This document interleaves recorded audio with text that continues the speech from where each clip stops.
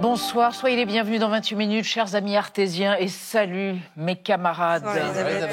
L'actualité internationale, c'est la popularité record de la présidente mexicaine, première femme présidente dans l'histoire du pays, Claudia Sheinbaum. 1 an après son arrivée au pouvoir, 79% des Mexicains sont satisfaits de son travail. Une inspiration, semble-t-il, pour les jeunes générations.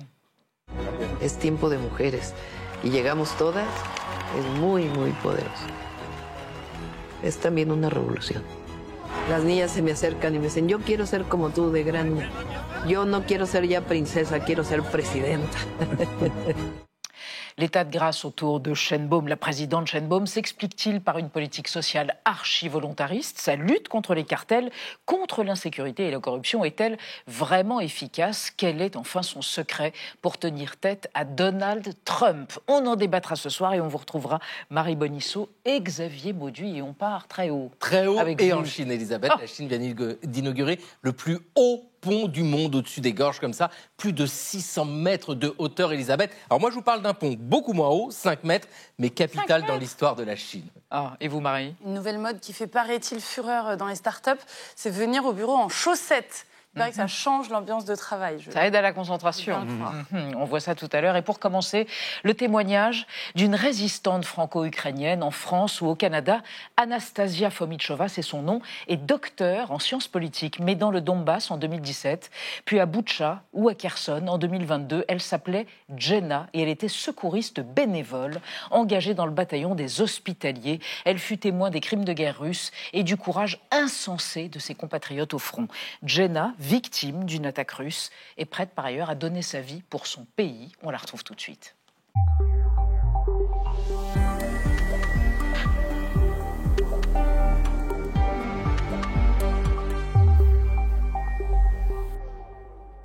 Bonsoir Anastasia Fomichova.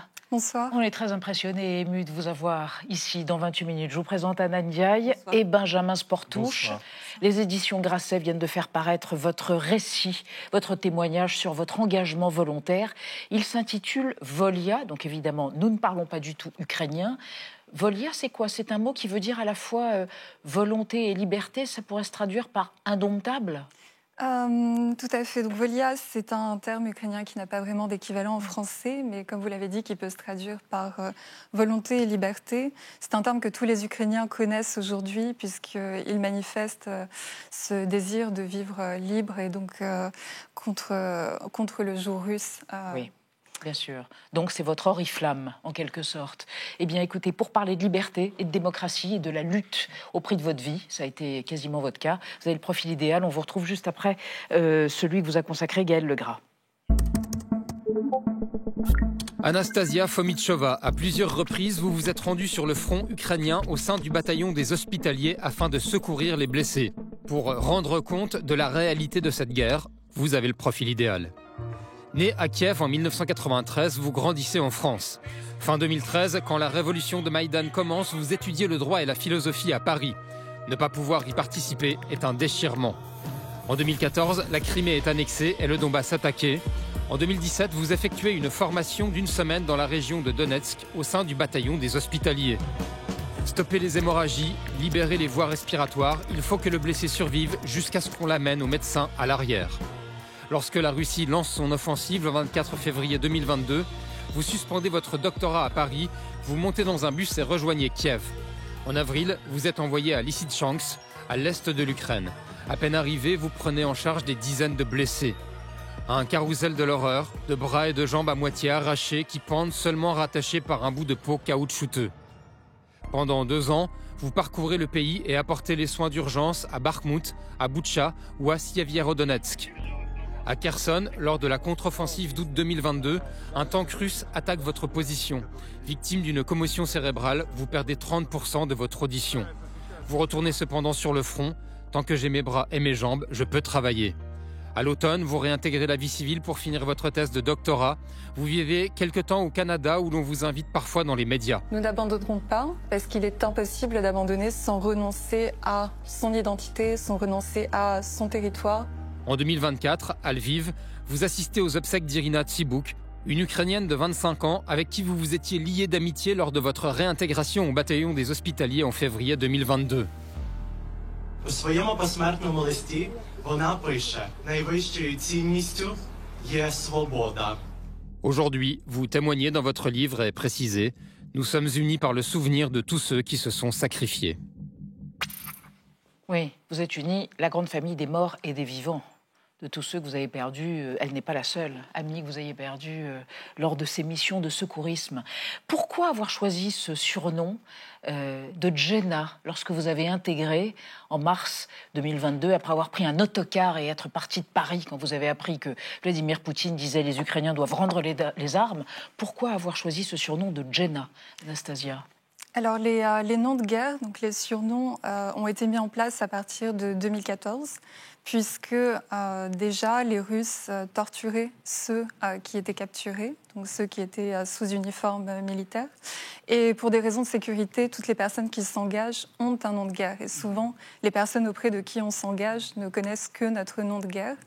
En l'occurrence, Jenna est une contraction de Jana, Jana de Jeanne d'Arc, à savoir le nom de mon école primaire. Il fallait quelque chose qui soit assez symbolique et personnel. Vous avez évoqué 2014, l'année de l'annexion de la Crimée. Au printemps 2022, vous avez été blessé, Gaël Legras l'a rappelé, par l'explosion d'un tank à côté de vous. Vous ne vous êtes pas rendu compte tout de suite de l'étendue des dégâts que cela vous occasionnait, et puis vous avez perdu, après une commotion cérébrale, 30% de votre audition. Ça ne vous a pas empêché de continuer à être secouriste? Non. C'est le prix à payer? Non, parce que, à vrai dire, lorsqu'on est dans une zone de combat, sur un théâtre de guerre, ce qui compte, c'est aussi notre capacité à aider les autres. Oui. Et donc, étant donné que les personnes autour de moi pouvaient être aussi gravement touchées, blessées, j'ai choisi de continuer tant que mon état de santé le permettait. Vous écrivez: pour ne pas devenir fou, on ne peut qu'accepter qu'on est déjà mort. C'est-à-dire qu'on oublie la vie, on n'est plus en vie. On est à moitié mort déjà. Lorsqu'on est sur une ligne de front, la frontière entre la vie et la mort est extrêmement ténue. C'est-à-dire que c'est la seule certitude qu'on a lorsqu'on part à la guerre, c'est qu'on risque d'être tué et que les personnes autour de nous risquent d'être tuées. Et à vrai dire, la peur de mourir est la seule chose qui nous permet de rester en vie aussi. C'est notre ligne de survie. Mais il y a des moments où effectivement on est forcé de l'accepter, d'accepter qu'on risque vraiment de ne pas revenir. Vous évoquez la terreur, le besoin d'aider, la solidarité, et puis aussi la rage, la violence face aux crimes de guerre commis, dont vous avez été témoin. Il y a un film qui sort aujourd'hui même en France, sur tous les écrans, un film qui s'appelle Un simple accident, d'un cinéaste iranien qui s'appelle Jafar Panahi, qui a lui-même été en prison en Iran, et un film qui évoque la question de la vengeance et de l'interchangeabilité entre le bourreau et la victime. Vous racontez à un moment donné, Anastasia, que vous avez été face à un prisonnier russe, un soldat russe blessé, et que vous avez eu quasiment envie de le tuer, de vous venger, et qu'un de vos camarades vous a empêché de le faire. C'est-à-dire que être dans ces conditions-là peut tout d'un coup faire basculer dans la haine et la vengeance? Alors, je n'ai pas, risqué de tuer, parce que je n'étais pas armée. Oui, déjà. Bien sûr, mais la pulsion... à vrai dire, lorsqu'on est face... à ceux qui travaillent tous les jours, à chaque instant, pour nous tuer. J'ai partagé en fait d'une émotion qui est humaine, qui est, mais là où la frontière de notre humanité se joue, c'est que les prisonniers russes sont très bien traités. Sont amenés dans des camps de prisonniers, là où les prisonniers de guerre ukrainiens, eux, sont torturés systématiquement.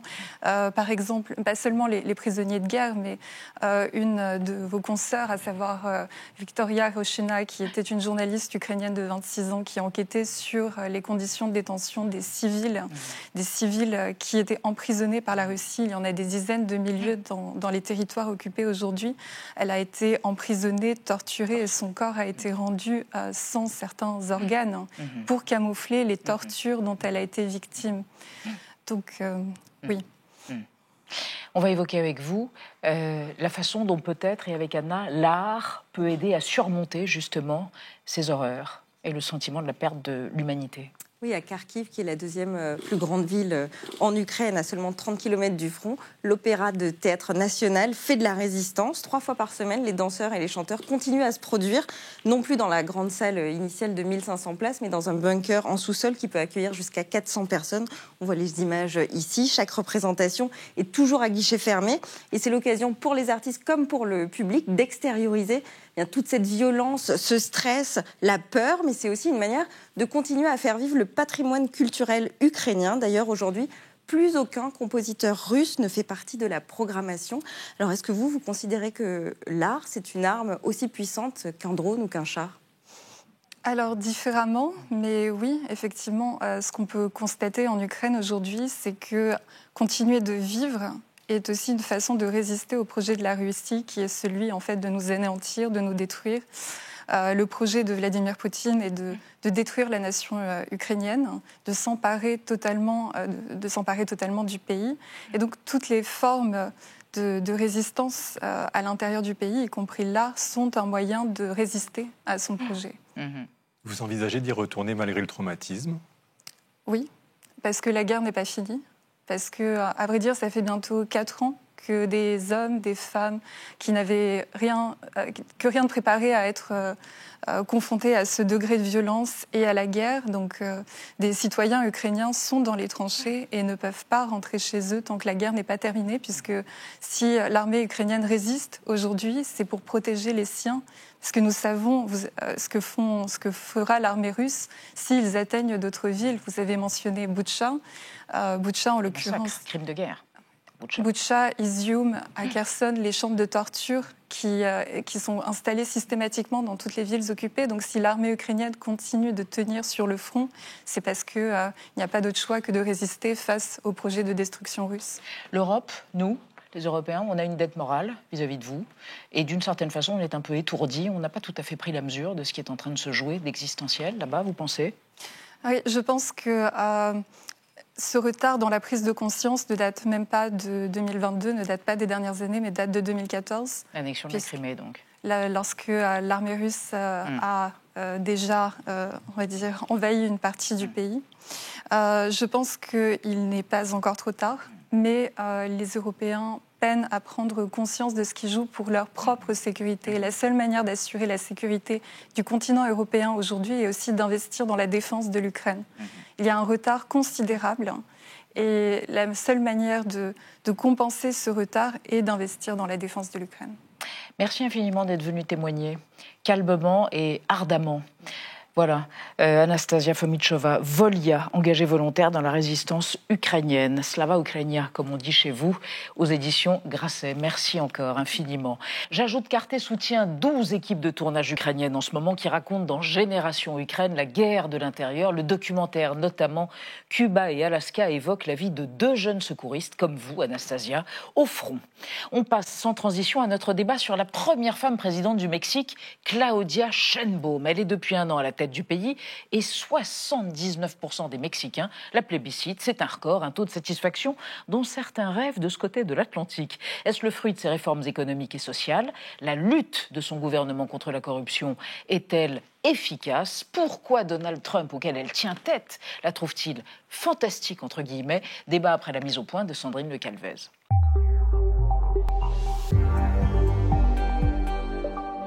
Il y a un an jour pour jour, en plein cœur de Mexico, la foule était rassemblée place de la Constitution. C'est là que Claudia Sheinbaum a été investie présidente du Mexique. Ma responsabilité est de conduire le Mexique sur la voie de la paix, de la sécurité, de la démocratie, de la protection de l'environnement, des libertés et de la justice. Investie pour 6 ans après avoir remporté la présidentielle avec 60% des suffrages, Claudia Sheinbaum a succédé à son mentor, l'ancien président de gauche Andrés Manuel López Obrador, dit AMLO. Un moment historique dans un pays encore très machiste. C'est la première femme présidente de toute l'histoire du Mexique. L'heure des femmes est venue.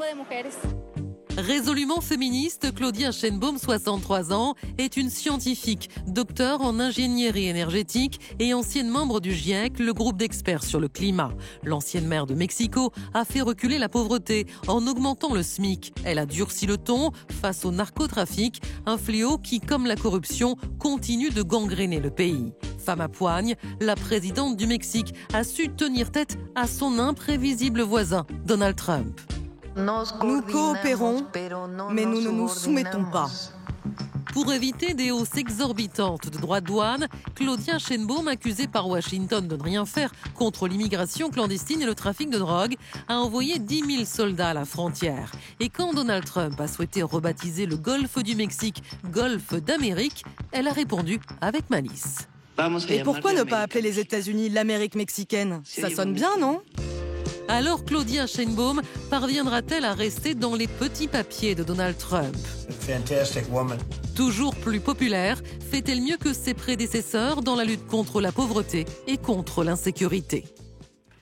Nos trois invités pour ce débat, Hélène Combe, bonsoir, directrice de recherche au CNRS, spécialiste du Mexique. Votre dernier ouvrage s'intitule « De la rue à la présidence ». Il vient de paraître aux éditions du CNRS. Selon vous, il y a un changement absolument profond, un changement sociétal au Mexique depuis la présidence de Claudia Sheinbaum, ça fait un an, notamment grâce à son slogan, nous y reviendrons, le temps des femmes. À côté de vous, Florian Louis, bonsoir, historien des relations internationales, membre de la rédaction de la revue Le Grand Continent. Votre dernier essai, 1904, jeunesse du XXe siècle, est paru aux presses universitaires de France. Selon vous, la présidente mexicaine tient tête à Donald Trump, ce qui booste sa popularité. Mais attention, ajoutez-vous, le président américain est versatile et pourrait être capable d'envoyer un jour son armée au Mexique. Et à côté de vous, Romain Robinet, bonsoir. Vous êtes maître de conférence en histoire contemporaine, spécialiste du Mexique au XXe siècle. Votre dernier ouvrage, Naissance de l'indigénisme, le Mexique au XXe siècle, est paru au PUF. Selon vous, pour lutter contre l'insécurité dans le pays, la présidente mexicaine a abandonné la formule, alors je ne sais pas parler espagnol, abrazo sino balazos. Voilà, balazos. Qu'est-ce que ça veut dire? Des câlins, pas des balles. Elle affiche une plus grande fermeté, du moins dans son discours. Et on va démarrer, Benjamin, avec le sigle du jour. Oui, en espagnol aussi, 4 T comme la Cuarta Transformación, la 4e transformation. Le nom du programme lancé donc par le prédécesseur de Claudia Sheinbaum, López Obrador, une rupture avec l'ordre politique et économique libéral qui avait prévalu jusque-là, et en référence aux 3 grandes précédentes transformations du Mexique en 2 siècles, la guerre d'indépendance, la réforme laïque et enfin la révolution mexicaine qui mit fin à la dictature. Hélène Combe, vous qui connaissez la présidente très bien actuelle puisque vous avez suivi son parcours, ce qui fait sa popularité justement, c'est parce qu'elle poursuit ce programme entamé par son prédécesseur? Alors, c'est à la fois parce qu'elle le poursuit, mais elle va plus loin également. Hein. Donc, il y a à la fois sur les programmes qu'elle a mis en place cette question des programmes sociaux qui sont extrêmement populaires, bien que les études montrent que c'est plutôt par l'augmentation du salaire minimum que la pauvreté a été réduite. Mais par exemple, elle a élargi la pension pour les personnes âgées, une pension universelle qui a été touchée par les personnes âgées de plus de 65 ans. Elle a élargi pour les femmes entre 60 et 65 ans. Et cette mesure touche bien sûr les femmes de milieu populaire, mais aussi les femmes de classe moyenne qui souvent n'avaient pas de retraite et qui, du coup, par exemple, trouvent une autonomie financière qu'elles n'avaient point. Donc en touchant des secteurs très variés de la société. Mais il faut parler, Romain Robinet, carrément d'un miracle mexicain quand on voit 52 millions de pauvres en 2018, 39 millions aujourd'hui, avec une augmentation du SMIC de 12%. C'est de cela dont il s'agit, une transformation radicale? Alors c'est un soutien, disons, de la part de l'État et de l'administration, alors à la fois de López Obrador, AMLO, qui a été donc le grand prédécesseur. À partir de 2018, s'était fait de grandes transformations.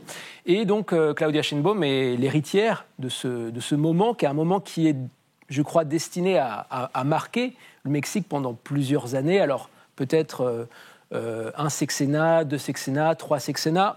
Elle peut se représenter voilà. plusieurs Non. Mais non, au contraire, il y a une interdiction de se représenter. C'est un mandat par président ou présidente. Mais disons que s'il y a une sorte de ligne politique qui s'applique, eh bien la 4e transformation peut se prolonger. Donc en tout cas, c'est à la fois l'effet d'AMLO et Claudia Sheinbaum hérite aussi de cette impulsion sociale. Voilà.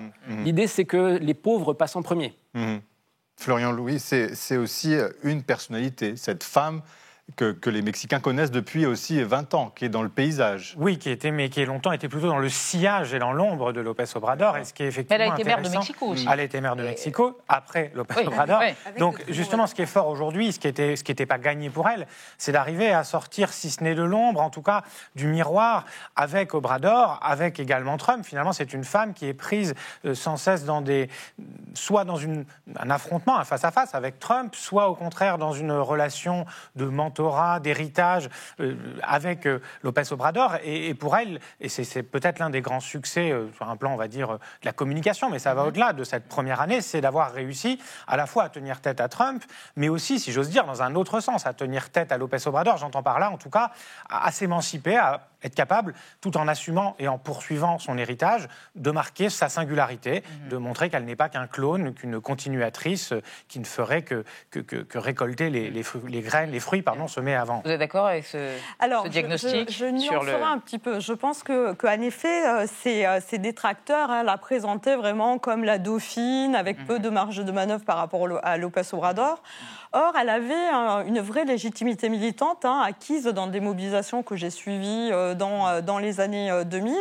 Et surtout, en tant que maire de Mexico, elle avait marqué de son empreinte, avec des choix qui étaient différents de López Obrador. Elle est beaucoup plus tournée vers les questions écologistes, elle est beaucoup plus tournée vers la question du féminisme. Mais je suis d'accord avec mon collègue sur le fait qu'elle a su tenir la ligne de crête pour ne pas se fâcher, tout en suivant désormais son propre chemin. Et alors, elle est la première femme donc, à avoir prononcé ce fameux cri depuis le balcon du Palais national à Mexico. C'était lundi 15 septembre dernier. Regardez.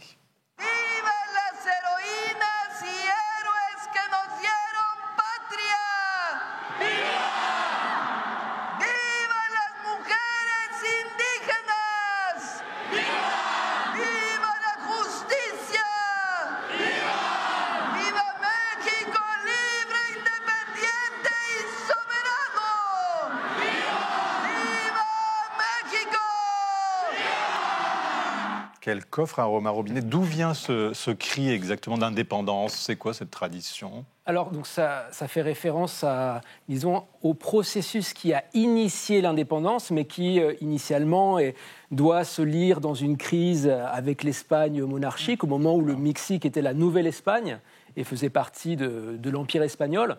Donc, initialement, c'est un processus qui est lancé par un prêtre, un ecclésiastique, et il y a l'idée de célébrer ce moment qui commence en 1810, sachant que je dis bien processus d'indépendance parce que ça dure entre 1810 et 1821.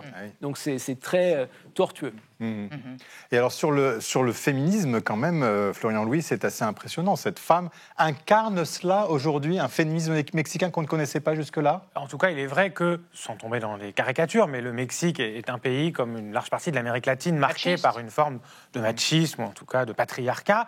Et il est clair que cette première femme qui arrive à la présidence et qui s'en sort très bien, qui tient tête une fois de plus à un homme particulièrement viriliste dans son affichage comme Donald Trump, ça ne peut qu'effectivement donner une forme de fierté non seulement aux Mexicaines, mais aux Mexicains dans leur ensemble et contribuer effectivement à faire avancer ce sujet auquel elle est très attachée. Et c'est l'une des choses justement sur lesquelles elle a aussi essayé de mettre sa touche personnelle pour se différencier d'Obrador.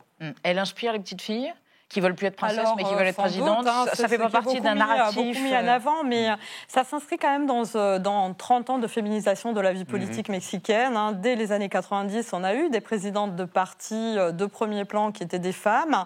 Et donc, il y a eu tout un processus de féminisation. Elle est l'aboutissement de 30 ans de très forte féminisation, si bien que dès 2018, en fait, le législatif est paritaire au Mexique, aussi bien au Sénat ouais. que l'équivalent de l'Assemblée nationale. Hélène Combe, ça vous frappe pas quand même ce paradoxe qu'un pays, comme décrit par votre voisin, incroyablement macho, marqué par le patriarcat, fasse surgir une femme présidente, alors que des pays comme les nôtres, soi-disant héritiers des Lumières, berceau du féminisme, n'arrivent pas à faire surgir des femmes présidentes de la République? Il y a eu des femmes élues au Mexique après la Révolution, alors qu'elles n'avaient pas le droit de vote. Donc il y a un féminisme mexicain qui est ancien, et la société mexicaine est un peu plus complexe que ça. S'il y a aussi, si le terme féminicide est né au Mexique, sous la plume d'une anthropologue mexicaine, c'est aussi parce qu'il y a eu toute une réflexion ancienne, importante sur ces questions-là. Donc qui est liée aux structures de la société, mais qui est aussi liée au fait que c'est une société qui a su dénoncer aussi ces phénomènes-là et qui, du coup, donne parfois une image un peu désajustée. Moi, personnellement, j'ai aussi vécu en Espagne. J'ai trouvé l'Espagne plus machiste que le Mexique. Et c'est vrai en même temps que l'image qu'on a, et on en parlait sur ce plateau il y a 2 semaines, quand on parle d'Amérique latine, Amérique du Sud, on pense à Javier Milei. Elle est à l'opposé de cela, Florian Louis. Quand même, c'est pour ça qu'elle impressionne aussi, non? Oui, elle est effectivement à contre-temps d'une vague qui va vers la droite, avec Bukele au Salvador, avec Milei en Argentine. Mais l'Amérique latine, de ce point de vue-là, on le voit bien, est aujourd'hui l'un des endroits où s'inventent de nouvelles façons de faire de la politique, aussi bien à droite qu'à gauche, pour le meilleur, pour le pire, mais on sent bien qu'il y a vraiment une dynamique. À vrai dire, c'est pas nouveau, mais effectivement, on est un peu à contre-temps de la grande vague de gauche qui avait dominé l'Amérique latine au début des années 2000, et le Mexique, de ce point de vue-là, lui, s'inscrit à contre-temps, et effectivement, c'est pour ça aussi que beaucoup, notamment à gauche, en Europe et ailleurs dans le monde, regardent vers le Mexique pour essayer justement de trouver un exemple, même si il me semble qu'il faut tenir compte des grandes différences des sociétés européennes et mexicaines, et pas sûr que les recettes mexicaines soient transposables en Europe. Alors, on va continuer à regarder vers le Mexique, et on va regarder ce qui se passe au niveau de la lutte contre la corruption, notamment dans la sphère juridique, Anna. Oui, une justice qui est gangrénée par la corruption, en laquelle les Mexicains n'ont plus confiance, et pour cause, 96% des délits restent impunis au Mexique. C'est l'équivalent de 30 000 homicides chaque année. Alors, pour rétablir la confiance avec les Mexicains, la présidente s'est engagée à faire le ménage. Elle a demandé à son administration de mener des enquêtes et de révéler au grand jour des affaires de corruption, quitte à ce que certains de ses proches soient éclaboussés. Mais elle a aussi fait appliquer une réforme judiciaire inédite. Début juin, les quelques 100 millions d'électeurs mexicains ont été appelés aux urnes pour élire les 2600 juges et magistrats de tout le pays, c'est-à-dire de la base jusqu'à la Cour suprême. Et ça, c'est une première mondiale. Alors, cette intention de vote populaire, elle est louable, mais les résultats, en revanche, sont en demi-teinte. La première chose, c'est que la participation a été très faible, seulement 13%. Ensuite, l'opposition accuse le parti présidentiel d'avoir favorisé ses candidats pour mettre la main sur le système judiciaire. Plusieurs ONG pointent du doigt, elles, que ces élections vont davantage politiser les juges, qui vont être obligés de faire campagne pour séduire des électeurs. Et puis, enfin, le dernier risque, c'est que des membres des cartels puissent infiltrer la justice sans difficulté. Alors, Romain Robinet, cette loi, c'est une première mondiale, on l'a dit, mais est-ce que c'est efficace et est-ce que ça n'est pas plutôt contre-productif pour lutter contre la corruption ? Alors, je crois qu'il est trop tôt pour tirer un bilan net de cette réforme. C'est vrai que là, véritablement, on peut parler d'un pouvoir judiciaire qui émane de la volonté populaire et qui, effectivement, est attrapé par une sorte de tentation politique de la part de Morena. Indéniablement, il y a une dimension politique à faire élire les juges. Et le parti au pouvoir, Morena. Voilà, le parti au pouvoir. D'ailleurs, c'est du côté des opposants, c'est là une crainte importante, alors peut-être fantasmée, mais en tout cas une crainte importante. L'idée que finalement, ce parti va s'installer comme un nouveau monolithe et remplacer, prendre la place qu'avait le Parti révolutionnaire institutionnel, qui avait été au pouvoir de manière continue, disons de 1929 jusqu'à l'an 2000. Alors il a changé plusieurs fois de nom, mais il y a eu un système de parti dominant, hégémonique, durant très longtemps. Et donc la crainte, c'est bien que l'élection de 2018 et toutes ses conséquences dessinent un panorama de ce genre. Mais Hélène Combe, certains disent que cette élection des juges, il y a aussi peut-être derrière une intention un peu populiste tout de même, de donner cette onction au peuple pour nommer ces juges. Oui, alors c'est certain que cette élection, elle est polémique, ce taux de participation qui a été très faible. Moi, j'étais sur place, les gens avaient beaucoup de mal à voter. J'ai été toute la journée dans différents bureaux de vote, c'était extrêmement compliqué. On n'a pas de lisibilité sur les gens qui sont arrivés, c'est assez compliqué à comprendre. Il faut quand même dire que la volonté de López Obrador, c'était justement le prédécesseur, le prédécesseur, parce qu'en fait, c'est une réforme qui a été imposée à Sheinbaum par López Obrador, juste avant qu'il quitte la présidence. C'était justement d'éviter la collusion avec le narcotrafic, donc c'est très difficile de voir les choses clairement, mais je souhaiterais juste préciser que peut-être autour de cette réforme, il y a un faux débat. Le problème, c'est que le système judiciaire mexicain est engorgé et que, en fait, le vrai enjeu aurait été finalement de recruter très massivement pour arriver à faire diminuer l'impunité et le temps de traitement des dossiers. Donc je dirais que aussi bien le gouvernement que les opposants étaient peut-être un peu à côté de l'enjeu essentiel. Mais alors, est-ce que le défi, c'est pas l'insécurité, justement ? Si, bien sûr, c'est pas nouveau, c'est le défi depuis très longtemps, et c'est un défi tellement immense et tellement ancien que ce n'est pas en un mandat qu'elle va le résoudre, mais ce qui est intéressant, je pense, c'est que c'est un défi donc très ancien, qui n'a rien de nouveau, mais qui prend une dimension nouvelle parce qu'il est internationalisé, instrumentalisé, dénoncé par Donald Trump. Et donc, ce grave problème intérieur au Mexique est aussi devenu un grave problème extérieur. Et ça crée cette intrication entre ces deux échelles qui le rendent encore plus complexe. Vous parlez des cartels, là, des rapports qu'ils ont avec la Chine, et surtout, et aussi des États-Unis, et surtout de la pression que met aujourd'hui Donald Trump sur le Mexique pour passer à la vitesse supérieure, au point de menacer de s'ingérer et d'aller faire le travail lui-même au-delà de la frontière. Donc on voit bien que ce qui était un problème de sécurité, ce qui n'est pas rien, devient un problème de souveraineté. Mais Romain Robinet, 62% des Mexicains ont un sentiment d'insécurité. Il y a des enlèvements massifs, ça reste un fléau. On a du mal à l'imaginer ici. Qui est ciblé par ces enlèvements ?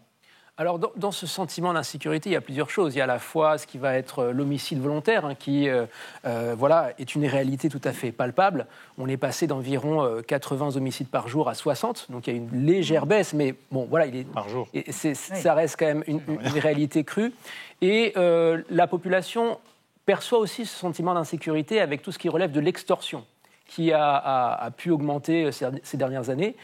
Tout ce qu'on appelle par exemple le derecho de piso. Quand on a un commerce, on doit payer quelque chose à quelqu'un qui veut extraire de l'argent de votre commerce. Donc ça concerne les classes moyennes, ça concerne les classes moyennes, les classes populaires, de celui qui est le vendeur de tacos ambulant, qui déplace son puesto de tacos jusqu'à un commerce un peu plus installé. Donc ça, c'est vraiment la partie palpable.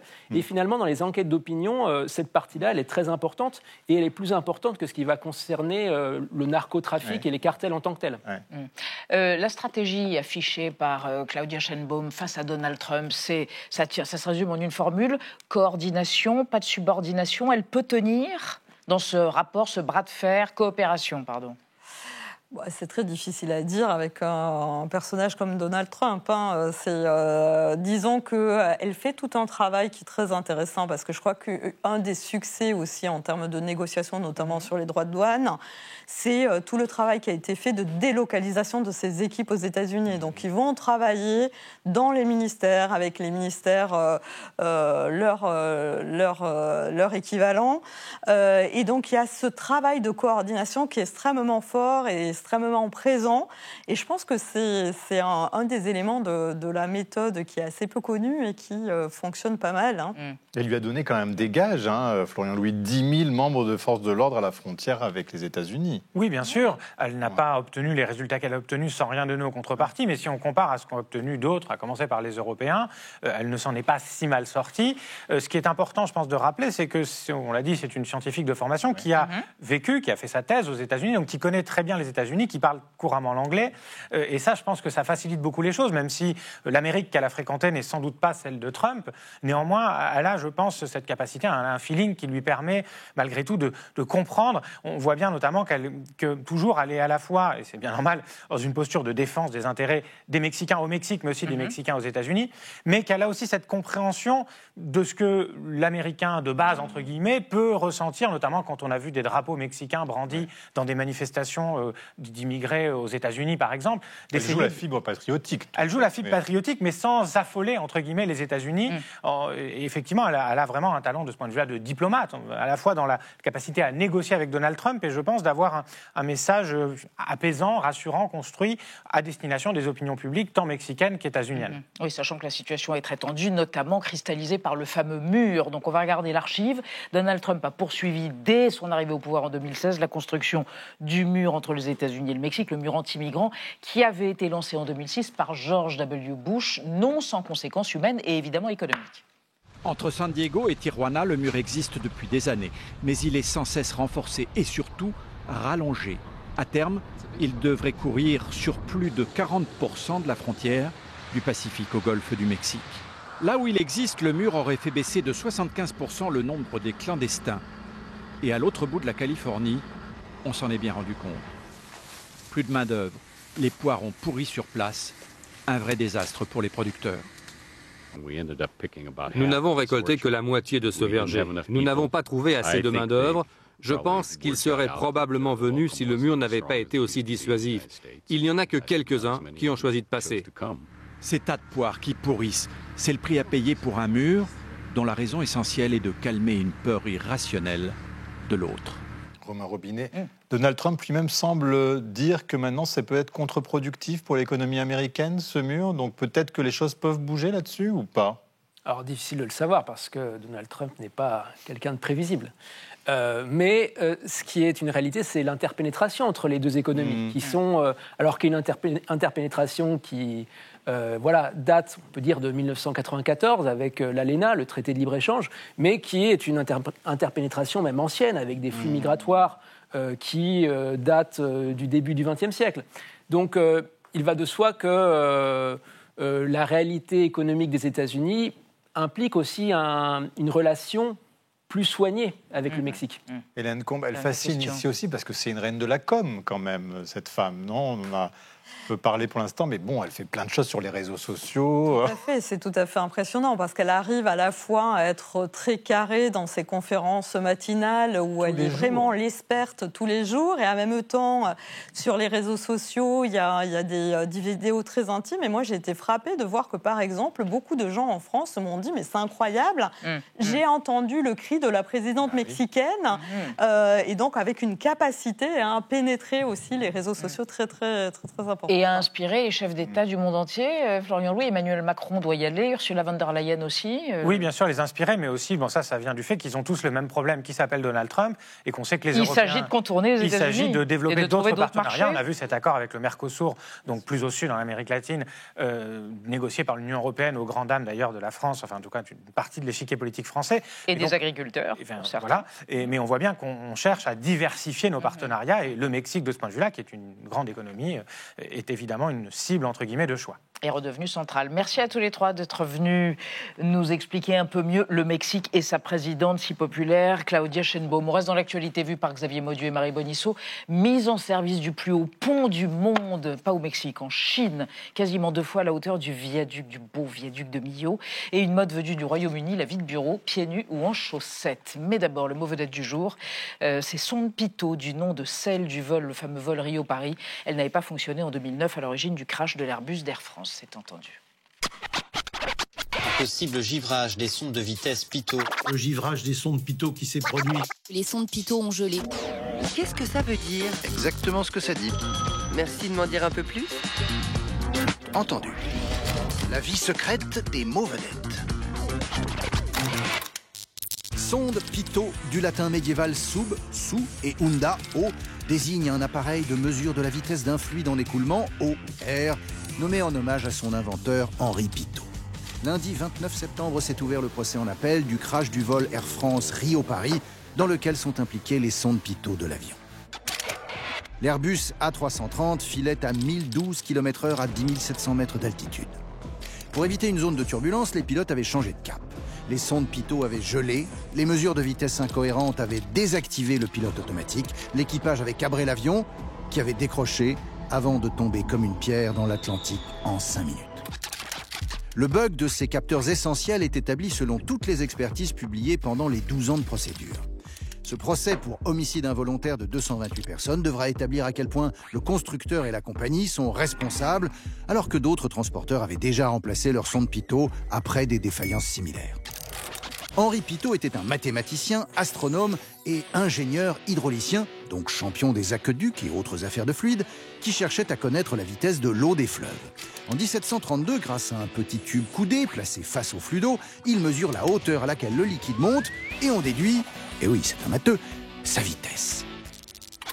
Pensé pour mesurer la vitesse des eaux courantes et le sillage des vaisseaux, le tube Pitot est adapté pour l'aéronautique avant la Première Guerre mondiale et sa version pimpée peut désormais renseigner les pilotes de chasse sur des vitesses supersoniques à moins 50 degrés. Sous réserve bien sûr d'allumer le dégivrage à temps. Le Pitot sera le mieux. Merci Thibault Nolte, Marie, Xavier, quelle joie de vous revoir, puisque c'est le moment de vos chroniques, n'est-ce pas? Exactement. Alors, c'est quoi ce pont? 625 mètres de haut. Pour mémoire, la Tour Eiffel, c'est 325, quand même. Deux Tours Eiffel. Ouais, quasi deux Tours Eiffel. La Chine vient d'inaugurer le pont le plus haut du monde. Il est au-dessus d'une gorge dans la province du Guizhou, au sud du pays. Et une histoire en tête de pont? Oui, c'est ça. Des ponts chinois, Elisabeth. Je vais vous parler d'un pont qui a été construit en 1189. Nous sommes en Chine, évidemment. Nous sommes au-dessus de la rivière Yongding. Ça se trouve à une quinzaine de kilomètres de Pékin. C'est un très beau pont que ce pont-là, un pont en pierre, 266 mètres de long, 9 mètres de large, avec des belles arches comme ça, une prouesse architecturale dans un pays qui s'y connaît. En pont, ils sont forts. Il n'y a qu'à voir la peinture. Hein. Vous avez des ponts comme ça, absolument suspendus dans les nuages. Alors le pont dont je vous parle, lui, non, il ne va pas si haut. C'est un pont de 5 mètres de hauteur. C'est déjà pas mal, mais c'est surtout un pont remarquable dans l'histoire de la Chine. Pourquoi? Il est ancien? Oui, déjà. Vous dire un pont du XIIe siècle, un pont qu'on peut encore traverser aujourd'hui, c'est bien, un pont ancien. Enfin, remarquez, ce pont du XIIe siècle n'est pas ancien au XIIIe siècle, c'est-à-dire qu'il a 70 ans seulement quand un voyageur venu d'Occident, précisément de Venise, arrive, c'est Marco Polo. Et dans son livre des merveilles, Marco Polo décrit toutes les belles choses qu'il voit. Et ce pont, il le décrit parce que c'est un pont, il dit, wow, 10 cavaliers peuvent avancer de front. Alors, Marco exagère toujours un tantinet. Bon, enfin bon, ça reste un pont, alors il dit les arches, etc. Le parapet, avec des centaines de statues qui représentent des lions. Et en Europe, au moment d'enluminer le livre des merveilles, les artistes se régalent parce qu'ils ont la description et regardez, c'est pas mal, ils décrivent pas bien ce pont avec ses arches. Bon, il y a beaucoup plus de statues et bien plus tard, hein, quand les Occidentaux viennent en Chine, les jésuites notamment, ils trouvent le pont et ils disent « Ah, c'est le pont de Marco Polo !» Et donc, c'est le nom qui lui est donné, le pont Marco Polo. Et on le conserve, on le connaît sous ce nom-là? Oui, c'est ça, ça reste le pont Marco Polo, en Chine également. Et ce pont est associé à un des épisodes les plus sombres de l'histoire récente de la Chine, le 7 juillet 1937. Les Japonais occupent alors ce qu'on appelle l'État du Manchukuo. Enfin, c'est un État qu'ils ont eux-mêmes créé, dont ils tirent les ficelles. Et nous sommes ici à une frontière, si vous voulez, c'est la limite. Le pont est une limite. De l'autre côté, c'est la Chine. Et ce 7 juillet 1937, comme tous les jours, hein, les Chinois observent tous ces soldats japonais qui sont en train de s'entraîner. Sauf que soudain, il manque un soldat japonais. Et là, les Japonais disent... On va aller le chercher de l'autre côté, en Chine. La Chine refuse. Et d'ailleurs, sans doute, elle est absolument en rien pour cette histoire. Sauf que c'est un prétexte. C'est un prétexte utilisé par le Japon pour débuter une guerre, cette guerre sino-japonaise qui commence en 1937. Ce qui fait d'ailleurs que cette année-là, 1937, est considérée en Chine comme le début de la Seconde Guerre mondiale. Et remarquez, c'est la même chose au Japon. Waouh. Voilà, l'histoire sans pontifier. C'est vous. Bravo, Mauduit. Marie Bolisseau, un nombre croissant de start-up demandent à leurs employés de se déchausser en arrivant au bureau. Oui, c'est la tendance du no shoes. Je sais que vous détestez, je dis en anglais no shoes. Sans chaussures. Ça vient des licornes, comme beaucoup de choses. Vous savez, des start-up très, très, très puissantes de la Silicon Valley. Aux États-Unis, très très puissantes, notamment parce qu'elles sont à la pointe de l'intelligence artificielle, ce qui n'empêche pas, regardez leur vestibule, de ressembler à quelque chose de très très humain. Voilà, on dirait l'entrée d'une mosquée ou d'un gymnase municipal. C'est une photo qui a beaucoup fait réagir les réseaux sociaux. Cet été, on est à San Francisco, au siège social de Cursor. C'est une société de codage d'intelligence artificielle qui pèse 10 milliards de dollars avec des gens donc très intelligents, très compétents, qui travaillent en chaussettes. Les arguments pour ce nouveau style plantaire. Alors, d'abord, le confort. Vous vous rappelez quand même qu'il y a quelques années, il y a eu une pandémie mondiale. Les entreprises ont eu beaucoup de mal à faire revenir leurs salariés au bureau. Donc, plus les bureaux ressemblent aux chambres, mieux c'est. Voilà, ça c'est le premier argument. Puis le bruit aussi, ça fait quand même plusieurs années qu'on travaille maintenant dans des open space, dans les startups, des grands espaces ouverts. Donc les talons là qui font tac, tac, tac, tac, c'est un danger public. Le no shoes règle ce problème. Et puis alors là, on nous dit que ça améliore la créativité, la collaboration, la culture d'entreprise, la concentration aussi. Pourquoi ? Parce qu'on voit son N+20 en petites chaussettes fantasy Star Wars. Voilà, ça détend, ça rapproche, on travaillerait mieux ensemble. Notez, j'adore, c'est exactement le même argument qu'utilisent les détracteurs de ces chaussettes de bureau qui disent ça rapproche, ça détend trop. Sachons distance gardée, disent-ils en resserrant comme ça leurs lacets. Alors, ce sans chaussures, qu'on l'aime ou non, il arrive en Europe. En France, en Angleterre notamment. Le journal Les Échos rappelle d'ailleurs justement que c'est pas si nouveau, notamment en Europe du Nord, en Russie. Pourquoi ? C'est parce que ce sont des pays où il y a souvent de la gadoue. Donc les gens ont l'habitude d'avoir des chaussures d'intérieur pour pas pourrir la moquette de leur entreprise quand ils vont travailler. Au Japon, en Corée du Sud aussi, c'est complètement dans les mœurs. Bref, il reste un peu plus que nous, même si, à force de vouloir détendre les pieds de tout le monde comme ça, la chaussette de bureau, dans certaines entreprises, devient en fait un nouveau moyen de pression sur le salarié. L'entreprise de cosmétiques Hello Skin, notamment, est citée dans le Guardian. Ils disent, alors chez nous, c'est chaussettes, mais interdit aux pieds nus. Donc, on n'a pas le choix. Obligation d'avoir des chaussettes propres, pas trouées. Moi, j'aurais énormément de mal à travailler dans cette entreprise. Sauf dans la cuisine de l'entreprise où là, vous devez remettre vos chaussures. Voilà, c'est épuisant, mais j'ai donné mon avis. Je vais demander celui d'Anna, qui a testé pour nous la journée en chaussons dans notre entreprise. Verdict. Productivité maximale, j'ai écrit 8 chroniques. Voilà. Validé. Hein formidable. Merci Marie. Et merci de votre fidélité. À demain 20h05. Tchuss. Bis morgen.